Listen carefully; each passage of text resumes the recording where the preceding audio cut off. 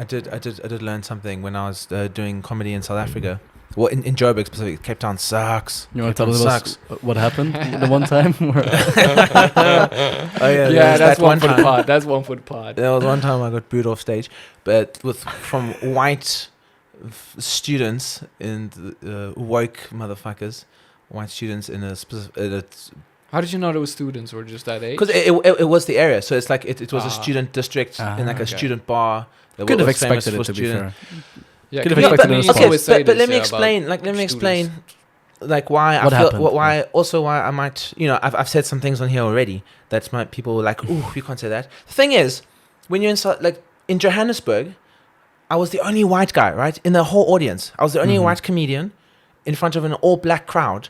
Yes. And before I went on, they were making mad racist jokes against the whites. So then I went on, but everyone is having a good time. And then I went on. What kind of jokes against? Yeah, what kind of jokes? Okay, I can't remember their anti-white jokes, but it obviously had to do with colonialism. Okay. It was referring to Kruger, like one of the main So apartheid it's presidents. Political humor. Like white guys are our slave owners, things like that. Just Okay. things like. So then I went on, and then I told a joke. For example, hey, even though I'm white, I'm just like you guys. You know, I also grew up without a father. Right? So that's pretty funny. That's pretty good. And they loved it, man. And I told a few other a few other anti-black jokes. Or I also made fun of being white as well. So it did help. Yeah. But the main point is that they accepted me wholeheartedly. They supported me 100%.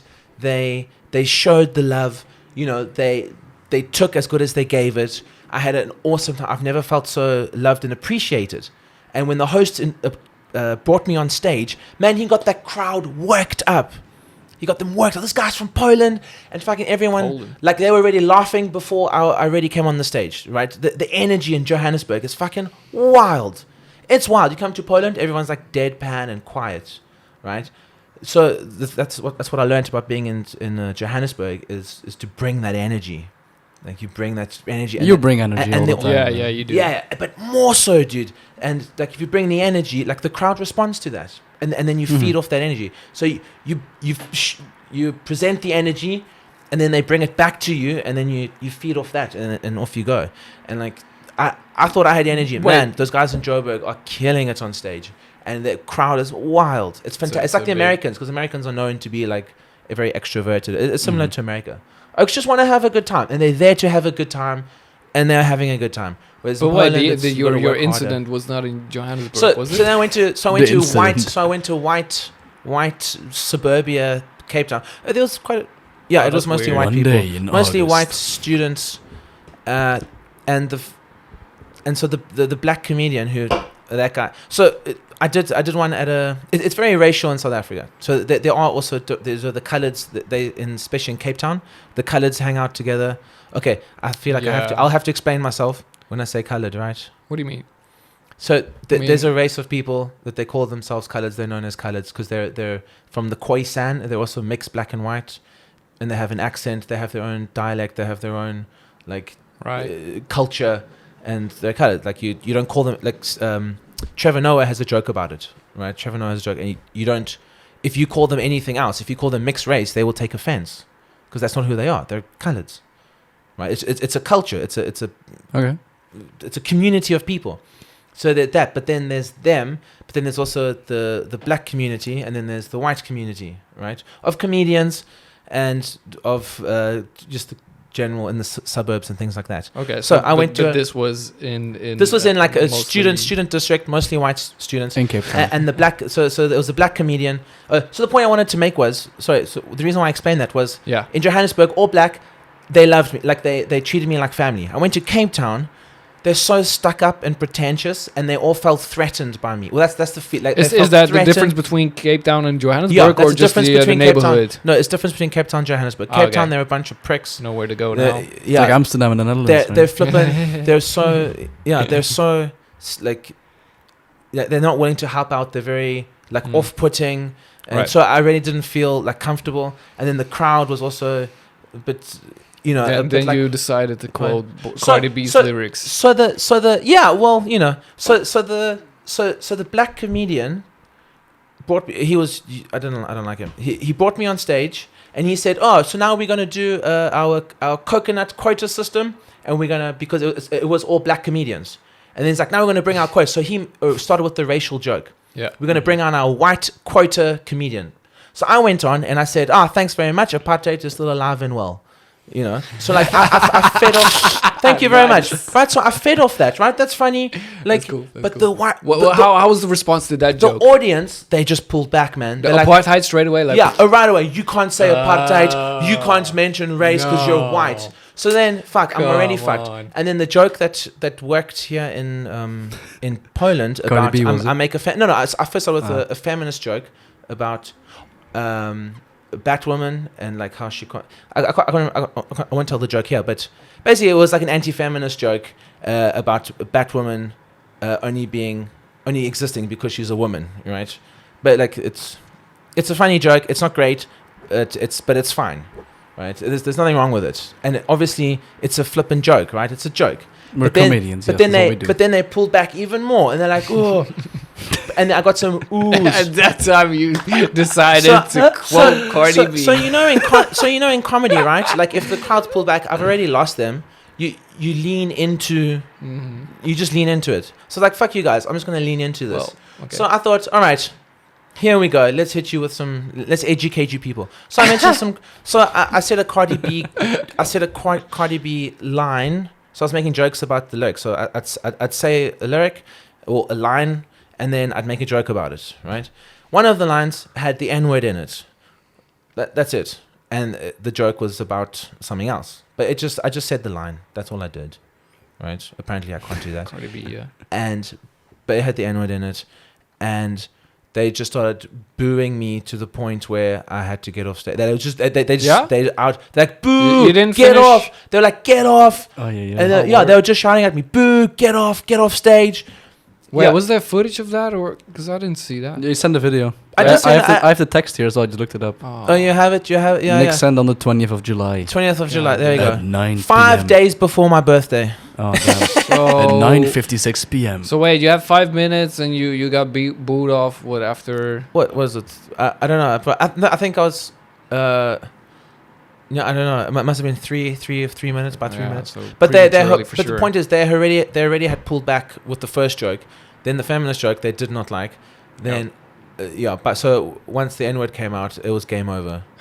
And the thing is, and it wasn't as the thing is like if you've ever been booed off stage before, for anyone who hasn't, have not yet. No. Yeah, it is, man.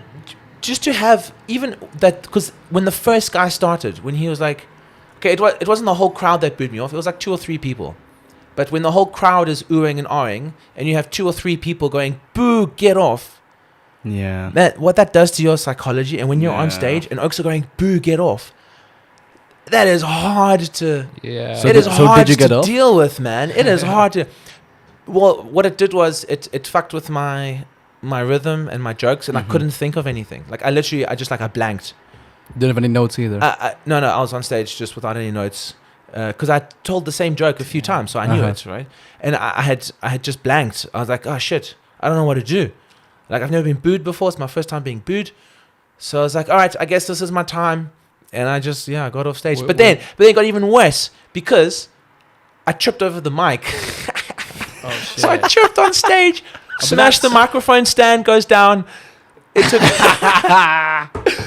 it was... That might frankly get you some empathy back. It was, it was... Will be a good Phil compilation. It was brutal. But then when I went off stage, then because all the comedians were black, then they were like, they obviously weren't offended. They were just like, yeah, man, now you know, you're a white guy, you can't say the N-word. Sorry. Fair enough. Yeah, that was it. So I didn't say they didn't mind, but they were like, yeah, now you know. Yeah, we'll see you next week, but now you know, you can't say it. It's like, so that same day, the 21st of July. Oh yeah, here we go. At 9:56 p.m., Nick texted us in our group chat. Says, okay, boys, so, ... in Cape Town, ... 70% white crowd, ... They booed me off stage for saying the N-word was quoting Cardi B song, ... #cancelled. Also making fun of the fact that they are woke. They hated me. Let's hope Poland never catches up. Assholes. It's woke culture. Is that students. catching up? Yeah, because that joke in Poland was fine. Like I enjoyed telling you the did joke. the same joke in Yeah, Poland, because I in had good Wrocław. feedback. Yeah, good feedback. And Right. like on Monday, I was very misogynist. Not intentionally, but I was misogynistic. Yeah, and, I was. and I have said some brutal things. The thing about Poland is that, like, I'm not going to get booed off stage. They're going to sit, they're going to listen. They and just like, won't laugh. And people, they just won't laugh. Yeah, they'll just be dead silence. And then you can get the feedback from the crowd. But to like boo someone off stage, fuck you. You think you're better Yeah. than me? Fuck you. Like, And like, I'm working this shit out. Obviously, like, when I did my misogynist stuff, and now I know. And now I'm going to work at it. And I'm going to try and make it not so misogynistic. And I'm going to try and work at it from a point of view where I'll get my point across. But booing someone off stage, just in general, is not it's like messed up. Yeah. that's not how you fucking And go also about just, comedy. Like we all have our own lives, so we do this for fun. yeah, as just well. don't laugh. That's fine. Yeah, like we're going 5 minutes on stage once a week because we like it, Yeah. and we don't mean what we say. We're course all not. we're Yeah, all that's- comedians making jokes, Yeah. and like if we say something wrong, okay, of course. If you don't want to laugh, don't laugh. Yeah. It's Exactly. Yeah. And guess what? I'm not a misogynist. I'm just trying to say something from a perspective to make a point, and hopefully try and at the end of the day be funny. What That's it. did you do after? Did you get drunk? Did it keep you up at night, or What that's. it would? Oh, good question. What would actually. me? Oh. I would. So I did previously. When was it? Was it what I had a good time with? Yeah. Okay. So I had bought some weed, and I was. That's probably good. The problem was that the problem is that the house that my parents live in is very small, and so I thought that I could go smoke a joint mixed with tobacco, and then come back in the house. The problem is that because South Africa is so dangerous, where we live, there's a 24-hour security guard. So I came back at like 12 at night, and I thought I'd go for a walk up the street, smoke my joint, then come home, and I'll be fine. Get rid of the smoke from the fresh air. Great. Problem is, while I was walking up the street, the security guy came, and he's like, "What you doing here? You can't be out at night. You're not allowed here." I was like, "Oh no, I just live over there, mate. Like I'm just going for a walk. Like I just came back from a show. Let me just go for a walk, and I'll go back." And he was like hesitant, and he drove off. He literally drove around the block, stopped me again, and he said, "Look, there's cameras watching you. You can't be here. You have to go. Either leave this area, or I want to see you go into the home where you belong." I was like, "Fuck, okay, Jesus Christ." Wait, is this an African telling you to go back Yeah, to where you this is- belong? Yeah, 'Cause I just indeed. wanna make This sure. How is the this is tables a black. turn. This is a security guard, like so. Because South Africa is so dangerous, you have Yeah. private security It's around. like a gated community, Eh, or what? No, it's not. It's not gated. But in South Africa, every suburb where you live, everyone pays extra. For the community in that area, they pay extra to have private security who's on watch 24/7. So 24/7, and every house has a panic button, and you can press that panic button. Wow. And No. literally every fucking house, and you press that panic button, and that security that you pay for, they'll be on your doorstep in like 5 minutes. Holy shit! All right. Because it's so there. But I mean, I'm walking in my suburb down my street, Like, what and time are we thinking? Like, 12 o'clock. Okay. 12 o'clock. And the guy and the security guard's like, you shouldn't be out. Either you're an idiot or you're a criminal, and either way, you can't be here. How about both? How about both? So get back in the house. So I went back in my house. I then still like fuming because I was on the phone with Smoke like there. with my friends, telling everyone about my incident. So I then smoked my cigarette joint out the window, right? So it's my room, bathroom, my parents' room. And hit the panic button. I just smoked. The thing is, my dad then came and It's quite to the it's quite a toilet. smell. My dad came to the toilet to take a pee. So I'm like, fuck, throw away. Went to lie in bed. Had his pee. Like, I'm 30, man. I'm fucking 30. I'm acting like a fucking teenager. And he opens the door to my room and he goes, And then, like, he closes the door. And then the next morning, I had to explain why my room smelt of weed and cigarettes. You didn't like that? I didn't like that at all. Did you tell them the story about the Cardi B lyrics? Yeah, I told Or them, like, what? so I deflected off from the Cardi B thing. And Yeah. my excuse was that, it's... What they say about it? Like, Yeah, she probably they not. were or like Dan's parents. They were very supportive. Oh, dance parents. of you saying the N word on stage. They were very supportive. Yeah, Do it again. Go on. yeah, of course. Yeah, it's fine. Yeah. Because I mean, they think like me. They think like I'm not saying it maliciously. I'm just quoting a lyric to make a point about something completely different, right? Absolutely, absolutely. But having spoken to black friends of mine, they themselves say that I shouldn't say it and that I should it's not the time to say these things. Mm-hmm. So